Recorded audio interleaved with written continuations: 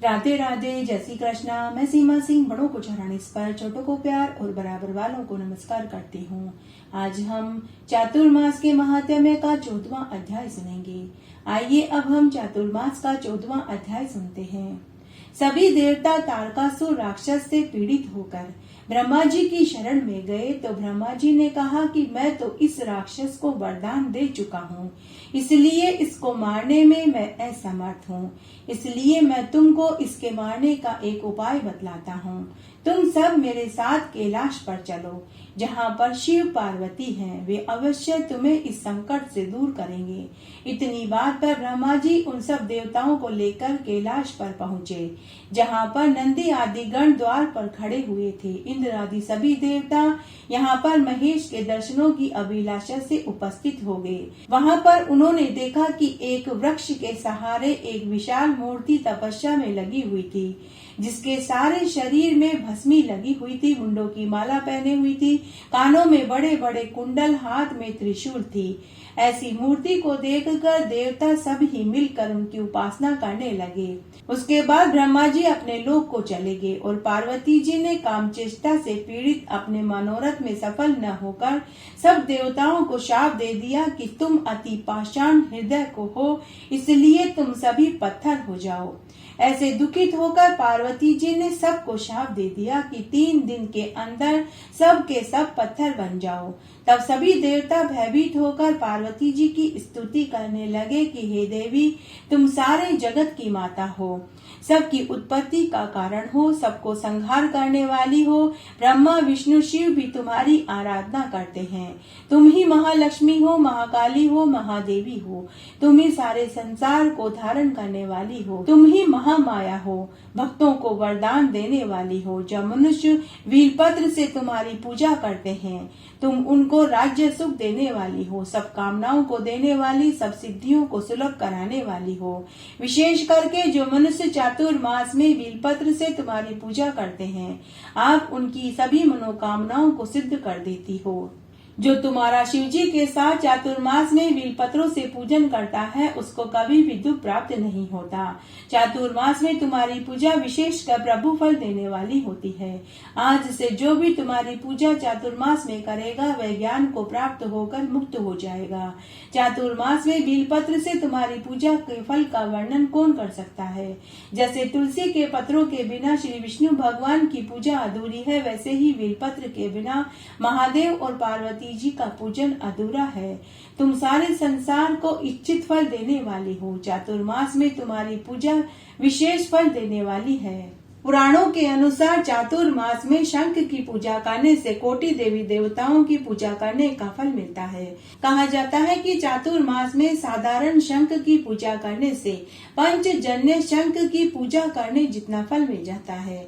शंख की पूजा सभी वैदिक कर्मों में करने का विधान है। शंख का जल गंगा के जल के समान पवित्र हो जाता है। इसलिए भगवान की पूजा व आरती के बाद जब पुजारी शंख का जल सभी भक्त जनों पर छिड़कते हैं, तो सभी भक्त जन अपने आप को भाग्यशाली समझने लगते हैं। इसलिए चातुर्मास में नियमित रूप से शंख की पूजा करने से घर में धन धान्य की वृद्धि होती है। कभी भी धन की कमी नहीं आती। समुद्र मंथन के समय लक्ष्मी जी के साथ शंख भी प्रकट हुआ था, इसीलिए शंख देवी लक्ष्मी के भाई माने जाते हैं। शंख की पूजा करने से लक्ष्मी जी प्रसन्न होती है और लक्ष्मी के प्रसन्न होने से विष्णु भगवान की अनुकंपा बरसने लग जाती है। चातुर्मास में पवित्र तीर्थों में जाकर स्नान करने से मनुष्य के कई जन्मों के पापों का क्षय हो जाता है। साधु संतों, तपस्वियों और महात्माओं और पंडितों के ललाट पर चंदन या भस्म से बनी 3 रेखाओं का पुंड साधारण नहीं होता, यह त्रिपुंड कहलाता है। हथेली पर चंदन या भस्म से 3 उंगलियों की मदद से त्रिपुंड बनाया जाता है। इन 3 रेखाओं में 27 देवताओं का वास होता है। प्रत्येक रेखाओं में 9 देवताओं का वास होता है। पहली रेखा में आकार, गार्हपत्य, अग्नि, पृथ्वी, धर्म, रजोगुण, ऋग्वेद, क्रिया शक्ति, प्रातः स्तवन, महादेव। और दूसरी रेखा में ओंकार, दक्षिणा अग्नि, आकाश, सत्वगुण, यजोगुण, मध्य दिनसवन, इच्छा शक्ति, अंतरात्मा, महेश्वर। और अंत की तीसरी रेखा में मकर, आहवनीय, अग्नि, परमात्मा, तमोगुण, ध्रुतलोक, ज्ञान शक्ति, सामवेद, तहवी, तृतीय सवन, शिवजी का वास होता है। त्रिपुंड शरीर के 32 अंगों पर भी लगाया जाता है, जिसमें मस्तक, ललाट, दोनों कान, दोनों नेत्र, दोनों कोहनी, दोनों कलाई, हृदय, नाभि, घुटने, पिंडली, दोनों पैर, गर्दन भी शामिल है। सभी अंगों पर अलग अलग देवताओं का वास होता है, जैसे मस्तक पे शिव, केश में चंद्रमा, कानों में रुद्र, ब्रह्मा, मुख में गणेश, भुजाओं में विष्णु और लक्ष्मी, हृदय में शंभु, नाभि में प्रजापति, दोनों अरुओं में नाग और नाग कन्याएं, घुटनों में ऋषि कन्याएं, पैरों में समुद्र, पूर्व भाग में सारे तीर्थ का वास होता है। जो मनुष्य प्रतिदिन अपने शरीर पर गोपी चंदन का तिलक लगा करके रहते हैं, उनके सैकड़ों जन्मों के पाप उसी क्षण धुल जाते हैं। वे इस संसार के सभी सुखों को भोग कर मरने के बाद गोलोक को जाते हैं। ललाट पर गोपी चंदन का तिलक लगाने से वह नर से नारायण बन जाता है। साथ ही उस मनुष्य के घर में स्थायी लक्ष्मी का वास रहता है। मृत्यु के समय जिनकी भुजाओं पर, ललाट पर, हृदय और मस्तक पर गोपी चंदन लगा होता है, वह सदगति को प्राप्त होकर लक्ष्मीपति लोक में आनंद सुख भोगता है। गोपी चंदन को धारण करने वाला ग्रह, राक्षस, भूत, प्रेत, यक्ष, किन्नर, नाग, भूत का डर नहीं सताता। जो रोज गोपी चंदन के तिलक को धारण करते हैं, वे समस्त तीर्थों में जाकर स्नान करने, दान करने जितने फल को पा लेते हैं। तुलसी माला पहनने से मन शांत और आत्मा पवित्र हो जाती है। इसको पहनने से शरीर निर्मल हो जाता है। श्यामा तुलसी की माला धारण करने से शारीरिक मानसिक पीड़ा नहीं होती। वह मनुष्य कायिक, वाचिक, मानसिक पूरे कर्मों में लिप्त नहीं रहता। ऐसे व्यक्तियों का आध्यात्मिक विकास होने लगता है। रामा तुलसी की माला को चातुर्मास में धारण करने से धार्मिक भावनाएं जागृत होती है। तुलसी की माला धारण करने से मनुष्य का यश, वैभव, कीर्ति, सौभाग्य में वृद्धि होती है। उसको किसी भी प्रकार का कोई रोग, दोष, दुख नहीं सताता। चातुर्मास में तुलसी की माला जिस घर की महिलाएं धारण करती है, उनका आर्थिक संकट दूर हो जाता है। उनके हाथ में लक्ष्मी आती है। स्थायी लक्ष्मी का उनके घर में वास होता है। उनके हाथ में जस आ जाता है। तुलसी माला अगर किसी बीमार व्यक्ति के गले में पहना दी जाए तो उसकी बीमारी दूर हो जाती है। तुलसी की माला अगर मनुष्य गले में धारण कर लेता है तो उन्हें समस्त तीर्थों में जाकर स्नान करने जितना फल मिल जाता है। तुलसी की माला के दर्शन करने से मनुष्य के सारे पाप धुल जाते हैं और स्पर्श करने से शरीर पवित्र हो जाता है। प्रणाम करने से 33 कोटि देवी देवताओं का आशीर्वाद मिल जाता है। मरते समय जिस व्यक्ति के गले में तुलसी की माला होती है, उसे मरते समय की पीड़ा नहीं उठानी पड़ती। उसके लिए यम का मार्ग सुगम हो जाता है। उसे यमराज नहीं बल्कि विष्णु भगवान दर्शन देते हैं। इस महिला पुरुष के गले में तुलसी की माला होती है, उसकी कभी दुर्गति नहीं होती। 10 दिशाओं में उसकी कीर्ति, यश, वैभव फैलता है। एक बार ब्रह्मा जी विष्णु भगवान से पूछने लगे कि हे देव, आज आप मुझे 5 जन्य शंख की महिमा विस्तार से सुनाइए, मैं सुनना चाहता हूँ। तब विष्णु भगवान ब्रह्मा जी से बोले कि हे पितामह, हे ब्राह्मण, समुद्र मंथन से प्राप्त 14 रत्नों में से छठा रत्न 5 जन्य शंख था। यह बड़ा ही दुर्लभ शंख होता है। 5 जन्य शंख को गोमुखी शंख भी कहते हैं। इस शंख को घर में रखने से गाय पालन करने जितना फल मिल जाता है। घर में सुख सौभाग्य में वृद्धि होने लग जाती है। यह 5 जन्य शंख भगवान कृष्ण को अति प्रिय है। महाभारत के समय में भगवान श्री कृष्ण ने 5 जन्य शंख बजाया था। इसकी ध्वनि कई किलोमीटर तक गई थी। महाभारत युग में श्री कृष्ण ने अपने इसी शंख से पांडवों पांडवों में उत्साह का संचार किया था। जब भी महाभारत युद्ध में भगवान कृष्ण इस शंख को बजाते थे तो कौरवों में भय व्याप्त हो जाता था। इसकी ध्वनि 100 सिंहों की गर्जना से भी तेज होती है। एक बार भगवान श्री कृष्ण के गुरु पुत्र पुनर्दत्त को एक दैत्य उठाकर ले गया। तब भगवान श्री कृष्ण अपने गुरु पुत्र को लेने के लिए दैत्य नगरी में पहुँचे। तब उन्होंने देखा कि एक शंख में दैत्य सोया हुआ था।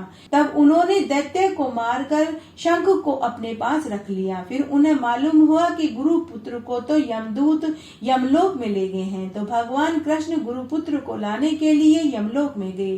तब यमदूतों ने कृष्ण भगवान का रास्ता रोक लिया तो उन्होंने उसी शंख को बजाया जिससे यमलोक कांप उठा। तब यमराज ने स्वयं आकर भगवान कृष्ण को गुरु पुत्र की आत्मा लौटा दी। तब भगवान श्री कृष्ण गुरु पुत्र को लाकर अपने गुरु को सौंप दिया, साथ ही उस शंख को भी गुरु को दे दिया। तब गुरु ने श्री कृष्ण से कहा कि हे कृष्ण, यह 5 जन्य शंख है, इसे तुम अपने पास रखो। हे कृष्ण, इस शंख का नाद करके पुराने युग की समाप्ति और नए युग का आगाज भी तुम ही करोगे। चातुर्मास में विष्णु भगवान को पंचामृत से स्नान कराने से कोटि देवी देवताओं का आशीर्वाद मिल जाता है। दूध, दही, मधु, शक्कर, घी इनको मिलाकर पंचामृत बनता है। दक्षिणावर्ती शंख में जल भरकर अगर विष्णु भगवान को स्नान कराया जाए तो उस मनुष्य की सभी बाधाएं विष्णु भगवान दूर कर देते हैं। अगर दक्षिणावर्ती शंख को घर में रखा जाए तो घर में धन दाने की वृद्धि होती है। दक्षिणावर्ती शंख को घर के पानी वाले स्रोत पर रखा जाए तो धन दौलत कई गुना बढ़ने लगती है। रोज सुबह शाम दक्षिणावर्ती शंख की पूजा करने से घर में कभी गरीबी का वास नहीं रहता। एकादशी के दिन शंख पर तुलसी दल अर्पित करने से उसके घर में स्थायी लक्ष्मी का वास होता है। शंख को घर में रखने से नकारात्मक ऊर्जा समाप्त होती है और सकारात्मक ऊर्जा का संचार होने लग जाता है। एक बार भगवान विष्णु ने ब्रह्मा जी से कहा कि हे ब्राह्मण, जो तुलसी काष्ठ का चंदन चातुर्मास में मुझे अर्पित करता है, मैं उसके 100 जन्मों के पापों को भस्म कर देता हूँ। चातुर्मास में जो मनुष्य मुझे चंदन लगाते हैं उनके ऊपर मेरी असीम अनुकंपा बरसने लग जाती है। तब ब्रह्मा जी पूछने लगे कि हे देव, हरि चंदन क्या होता है? तब विष्णु भगवान बोले कि तुलसी की लकड़ी चंदन की लकड़ी को घिसकर कपूर में मिलाया जाए तो वह हरिचंदन कहलाता है। इस तरह सुगंधित चंदन तैयार किया जाता है। हे ब्राह्मण, मुझे सुगंधित चंदन अति प्रिय है। मैं उस चंदन को पाकर बहुत प्रसन्न हो जाता हूँ। इतनी प्रसन्नता तो मुझे स्वर्ण हीरे मोती के आभूषणों को पहनने से भी नहीं होती। तब ब्रह्मा जी विष्णु भगवान से पूछने लगे कि हे भगवान, आप हमें गोपी चंदन का महात्म्य सुनाइए, हम सुनना चाहते हैं। तब विष्णु भगवान बोले कि हे ब्राह्मण, जब मैं कृष्ण रूप में था तब मैं कंस का वध करके द्वारिका में वास करने लगा। तब मेरी अर्थात कृष्ण की आज्ञा लेकर उद्धव ब्रज में गए। उद्धव दूर से ऐसे प्रतीत हो रहे थे जैसे वो कृष्ण ही हो। सभी गोपियां उद्धव को कृष्ण समझकर दौड़ कर आई, लेकिन कृष्ण को न देखकर विलाप करने लगी।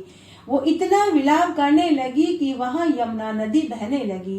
गोपियों ने उद्धव से विनती करी कि हमें श्री कृष्ण के दर्शन करा दो। तब उद्धव उन्हें लेकर द्वारिका की ओर चल दिए। तब उद्धव जी ने गोपियों से कहा कि तुम इसी सरोवर के पास बैठी रहो, मैं यहीं कृष्ण को लेकर आता हूँ। तब उद्धव जी की सूचना से भगवान अपनी प्यारी गोपियों से मिलने पहुँच गए। तब गोपियां अपने प्रियतम श्री कृष्ण से मिलकर विलाप करने लगी। तब गोपियां श्री कृष्ण से बोली कि हे नाथ, हे प्राण वल्लभ, आपने अपने भक्त जनों का परित्याग क्यों कर दिया? शास्त्रों में यह निंदनीय माना जाता है। हमें छोड़ते समय आपने शास्त्रों के वचनों पर भी विचार नहीं किया। तब भगवान श्री कृष्ण गोपियों से बोले कि हे गोपियों, मैंने कभी भी तुम्हारा त्याग नहीं किया, तुम सब मेरे हृदय में वास करती हो। हे गोपियों, इस सरोवर पर हमारा पुनः मिलन हुआ है, इसलिए तुम सब इस सरोवर में स्नान करो। तब सभी गोपियों ने उस सरोवर में स्नान किया। तब गोपियों के कहने पर भगवान श्री कृष्ण ने उस सरोवर का नाम गोपियों के ऊपर रख दिया। उस सरोवर का नाम गोपी तालाब पड़ा। उस तालाब में गोपियों ने पीली मिट्टी अर्थात चंदन का लेप उपटन लगाकर स्नान किया। उस तालाब के पास अभी भी पीली मिट्टी पड़ी है। उस पवित्र मिट्टी को गोपी चंदन कहा जाता है। हे ब्राह्मण, गंगा की मिट्टी से दुगना पुण्य चित्रगुप्त की रज में है और उससे भी 10 गुना पुण्य पंचवटी की रज में है और उससे भी सहस्त्र गुना पुण्य गोपी चंदन की रज में है। भगवान विष्णु ने कहा कि जो मनुष्य रोज मुझे गोपी चंदन का तिलक लगाते हैं, मैं उनके जीवन भर के सैकड़ों पापों को धो डालता हूँ। वे मनुष्य इस संसार के सभी सुखों को भोग कर मरने के बाद मेरे गोलोक को पाते हैं। मरने वाले प्राणी की भुजाओं, ललाट, हृदय, मस्तक, कान, गले पर अगर गोपी चंदन लगा हो तो वह अंत में लक्ष्मीपति के लोक में आनंद सुख भोगता है। नारद मुनि ब्रह्मा जी से पूछने लगे कि हे पितामह, आप हमें चातुर्मास की महिमा को विस्तार से सुनाइए, मेरी सुनने की बहुत इच्छा है। तब ब्रह्मा जी नारद मुनि से बोले कि हे नारद मुनि, आपने संपूर्ण लोक की भलाई के लिए बहुत अच्छा प्रश्न किया है, जिसको सुनने से ही चातुर्मास के फल की प्राप्ति हो जाती है। समस्त यज्ञ करने से जो पुण्य मिलता है और सभी तीर्थों में जाकर स्नान करने से जो फल की प्राप्ति होती है, उसी फल को चातुर्मास में व्रत करके ही पाया जा सकता है। तुला दान करने से जो फल मिलता है, यज्ञ, वेदाध्ययन, दान और तीर्थों में स्नान करने, संन्यास और योग करने से जो फल मिलता है, वही फल चातुर्मास में स्नान, दान, पूजन, ध्यान, मौन, जप करने से ही मिल जाता है। जो मनुष्य धर्म परायण होकर चातुर्मास का स्नान करते हैं, भगवान विष्णु उसकी समस्त मनोकामनाओं को पूरा कर देते हैं। नारद मुनि ब्रह्मा जी से पूछने लगे कि हे पितामह, सब गोपियों में श्री राधा जी श्री कृष्ण भगवान को क्यों अत्यंत प्यारी हुई और चातुर्मास में भगवान कृष्ण के साथ क्यों पूजनीय हुई, कृपा करके आप हमें विस्तार से बताइए। तब ब्रह्मा जी बोले कि पहले मनवंतर में पांचाल देश में प्राचीन वही नाम का एक राजा था। उसने एक बड़ा सुंदर विष्णु भगवान का मंदिर बनवाया। वहाँ मंदिर में नित्य ही विधि विधान से भगवान का पूजन, कीर्तन, उत्सव और नाच गाना होता था। उस गांव की एक अति सुंदर स्त्री भगवान के प्रेम में विवल होकर भगवान के सामने सुंदर नृत्य किया करती थी। एक दिन नृत्य करते करते भगवान की मूर्ति और श्रृंगार को देखकर वह ऐसे मोहित हुई कि उसके हृदय में बार बार यही लालसा उत्पन्न हुई कि भगवान मेरे गले में बाहें डालकर मेरे साथ नृत्य करे। वह पूरी रात्रि नाचती रही। इसी मनोरथ में उसने पूरी रात बिता दी। अपना सब द्रव्य दुखियों में बांट दिया और इसी मनोरथ में उसने अपने प्राण दे दिए। दूसरे जन्म में वह सुंदर देवांगना बनी और भगवान के प्रेम में उसी तरह नाचने गाने लगी। एक दिन चंद्रकीर्ति नाम वाली यह देवांगना दर्पण में अपना अद्भुत रूप देखकर कहने लगी कि सिवा भगवान के मेरा और कोई पति नहीं हो सकता।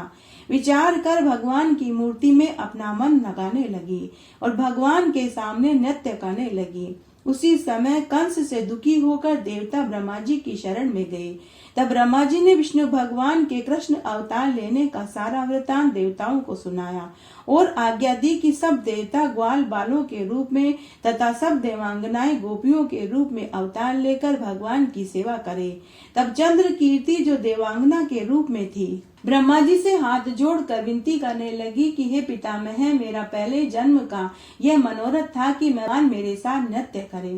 तब ब्रह्मा जी ने वरदान दिया कि तुम ब्रज के नंदगांव में राधा नाम से वृषभानु की बेटी होगी और भगवान कृष्ण सब गोपियों में से तुमको अधिक स्नेह करेंगे। इस प्रकार तुम्हारा मनोरथ सफल हो जाएगा। इसीलिए राधा जी भगवान कृष्ण को सबसे अधिक प्रिय है।